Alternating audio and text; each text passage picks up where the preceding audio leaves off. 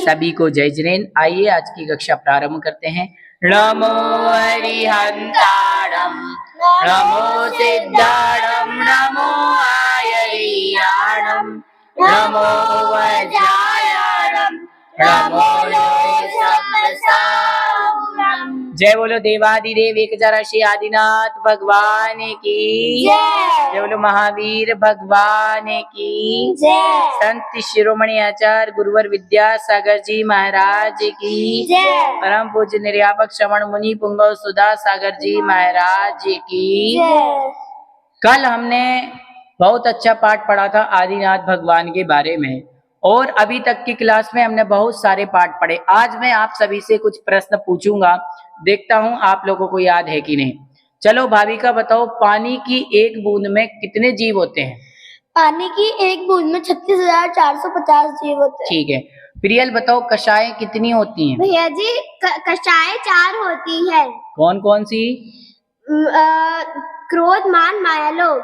ठीक है, चलो बहुत अच्छी बात है। नियति बताओ, पाप कितने होते हैं? पाप 5 होते हैं। पर व्यसन कितने होते हैं? भैया जी, व्यसन 7 होते हैं। आदिनाथ भगवान का जन्म कहाँ हुआ था? भैया जी, आदिनाथ भगवान का जन्म अयोध्या में हुआ था। चलो बहुत अच्छी बात है, आप सभी को याद है, आप पढ़ रहे।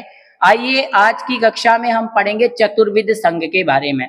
चतुर्विध संघ क्या होता है? जिसमें मुनि, आरिका, चुल्लक, चुल्लिका, एलक, एलिका आदि होते हैं, वह चतुर्विध संघ कहलाता है। सबसे पहले जो समस्त परिग्रहों से रहित नग्न दिगंबर होते हैं, एक बार दिन में खड़े होकर के शुद्ध आहार लेते, 28 मूल गुणों का पालन करते, पिच्छी कमंडल रखते, वो मुनिराज होते हैं। मुनिराज आपने देखे होंगे। मुनिराज अपने पास केवल एक पिच्छी और एक कमंडल रखते हैं और पढ़ने के लिए शास्त्र रखते हैं, और उनके शरीर पर कोई भी वस्त्र नहीं होता है। और मुनिराज दिन में एक ही बार आहार लेते हैं, वो भी विधि पूर्वक, और वो भी खड़े होकर के आहार लेते हैं। वो ये इसलिए नहीं लेते आहार कि मुझे बहुत ही स्वाद लेना है, सिर्फ अपने शरीर को तपस्या में लगाने के लिए आहार लेते हैं। उसके बाद वो समस्त प्रकार के परिग्रहों से रहित होते हैं। न टीवी रखते हैं, न मोबाइल रखते हैं, न कंप्यूटर रखते हैं, न गाड़ी, न बंगला, और न उनको दुकान मुकान किसी की इच्छा नहीं होती। और वो मुनिराज खड़े होकर के आहार लेते हैं और 28 मूल गुणों का पालन करते हैं। अहिंसा महाव्रत, जीवों को बचाते हैं, कभी झूठ नहीं बोलते, कभी किसी की कोई चीज चोरी नहीं करते, सदा ब्रह्मचर्य से रहते हैं, परिग्रह का भाव भी मन में नहीं रखते। हम तो देखो कितने सारे हमारे पास कपड़े हैं, मोबाइल है, टीवी है, बंगला है, गाड़ी है, पेपर है, शॉर्पनर है, सब चीज है, लेकिन मुनिराज कोई भी चीज अपने पास नहीं रखते हैं। और उसके बाद मुनिराज जब भी जमीन में चलते हैं तो नीचे देख करके चलते हैं। और मुनिराज हमेशा मीठे वचन बोलते हैं। जब भी वो आहार के लिए जाते हैं तो शोधन करके अंजलि बना के खाते हैं। हम तो थाली में देखते नहीं है क्या है क्या नहीं, मुनिराज शोधन करके जाते देखते हैं, कोई उसमें बाल तो नहीं आ गया, कोई इसमें जीभ तो नहीं आ गया, और आ जाता है तो अंतराय कर देते हैं। कठोर कठोर विधियां लेकर के आहार को जाते हैं, उपवास करते हैं, अनशन आदि तप करते हैं। मुनिराज घंटों घंटों खड़े खड़े, सामायिक आचार्य विद्यासागर जी महाराज ने 36 घंटों तक ध्यान किया था, एक आसन में खड़े होकर 36 घंटों तक। और कितने सारे मुनि महाराज उपवास करते हैं, 1 दिन का उपवास, 2 दिन का उपवास, 15 दिन, महीने महीने भर के चातुर्मास तक के मुनिराज क्या करते हैं? उपवास करते हैं। और जो मुनिराज होते हैं वो अपने बालों को अपने हाथों से लॉन्च करते हैं, कभी भी कैंची नहीं लगाते बालों में, अपने हाथों से अपनी दाढ़ी के बाल, अपने सिर के बाल, सारे बालों को वो क्या करते हैं? उखाड़ देते हैं। सोचो कितनी कठिन होती है कि इस लॉन्च की तपस्या।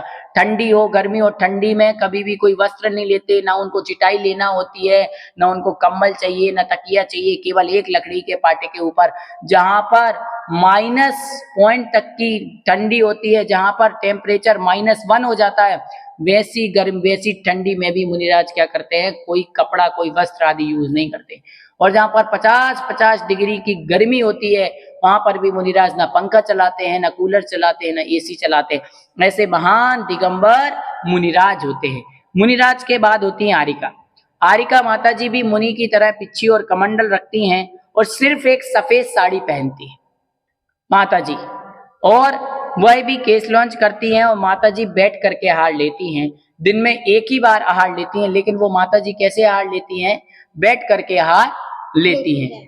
माता जी और महाराज के और बाद आते हैं एलक जी। एलक जी एक लंगोट रखते हैं, पिच्ची कमंडल रखते हैं, केस लॉन्च करते हैं और 11 प्रतिमाओं का पालन करते हैं और बैठ करके आहार लेते हैं। और छुल्लक जी पिच्ची और कमंडल तो रखते ही हैं, साथ में एक कटोरा रखते हैं और केस लॉन्च आदि भी करते हैं। छुल्लक जी अपने कैंची से भी बाल काट सकते हैं और मौका आने पर गाड़ी में भी वो चल सकते हैं। 11 प्रतिमाओं का पालन करते हैं।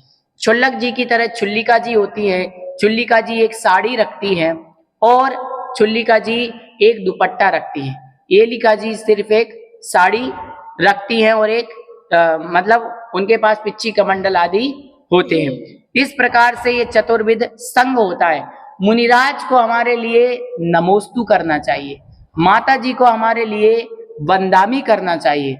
जो छुल्लक होते हैं, छुल्लिका होती है, एलक एलिका होते हैं, उनको इक्षामी करना चाहिए। ये 11 प्रतिमाओं का क्या करते हैं?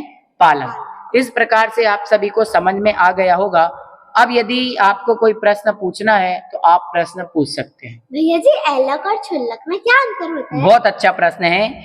एलक जी केवल एक लंगोट रखते हैं और छुल्लक जी एक लंगोट भी रखते हैं और उनके यहाँ पर एक दुपट्टा भी डला होता है। तो यो एलक जी एक ही वस्त्र रखते हैं और छुल्लक जी 2 वस्त्र अपने साथ में रखते हैं। इसके बाद जो छुल्लक जी होते हैं, एलक जी होते हैं, ये क्या नियम होता है छुल्लक जी के कि वो भैया कैंची से भी बाल काटते हैं और कहीं विहार आदि करते हैं तो गाड़ी में भी जा सकते हैं। और जो होते हैं वो कटोरे में आहार लेते हैं, लेकिन जो एलक जी होते हैं वो अपने हाथों में आहार लेते हैं। लेकिन दोनों 11 प्रतिमाओं का क्या करते हैं? पालन करते हैं। तो ये एलक और छुल्लक में अंतर हुआ। और किसी का कोई प्रश्न? हाँ भैया जी, हम भी दीक्षा ले सकते हैं क्या? बिल्कुल, हम भी दीक्षा ले सकते हैं। मुनिराज, एलक, एलिका, छुल्लक, जो बहनें होती हैं, महिलाएं होती हैं, वो माता जी बन सकती हैं, छुल्लिका जी बन सकती हैं। आर्यिका दीक्षा तक उनके लिए कहा गया है।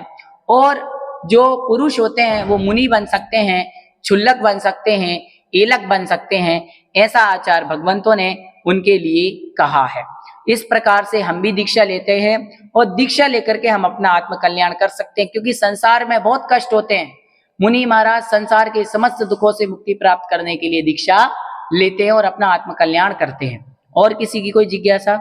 हाँ भैया जी, प्रतिमा लेने पर हमें क्या करना होता है? हाँ, प्रतिमाधारी होते हैं, 11 प्रतिमा होती हैं। आपको हम वो भी पढ़ाएंगे, दर्शन प्रतिमा, व्रत प्रतिमा। तो जो 11 प्रतिमाधारी होते हैं वो छुल्लक और एलक होते हैं और उनसे कम यदि 2 प्रतिमा लेते हैं तो हमारे लिए शुद्ध सोले का भोजन करना होता है, शुद्ध विधि से बनाना होता है, कुएं के पानी का प्रयोग करना होता है, वो भी जीवाणी लेकर के। ज्यादा दिन के हम मसाले, दही, बेसन आदि नहीं खा सकते।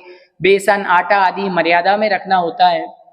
जो 2 प्रतिमाओं को लेता है उसको 5 अणुव्रत, 3 गुण व्रत और 4 शिक्षावेद, इन 12 व्रतों का पालन करना होता है। ये भी हम कभी और कक्षा में चर्चा करेंगे कि 12 व्रत कौन से होते हैं। लेकिन हमें याद रखना चाहिए कि यदि मोक्ष को प्राप्त करना चाहते हैं तो चतुर्विध संघ में से एक ना एक में हमें अपना स्थान दर्ज करना होगा। श्रावक, श्राविका, छुल्लक, छुल्लिका या मुनि आदि बनकर के अपना कल्याण करना होगा, नहीं तो हम भी संसार में भटकते रह जाएंगे। तो आप सभी को यह पाठ समझ में आ गया? तो आज की हम क्लास में इतना ही पढ़ेंगे, अगली क्लास में और पढ़ेंगे। सभी के लिए जय जय।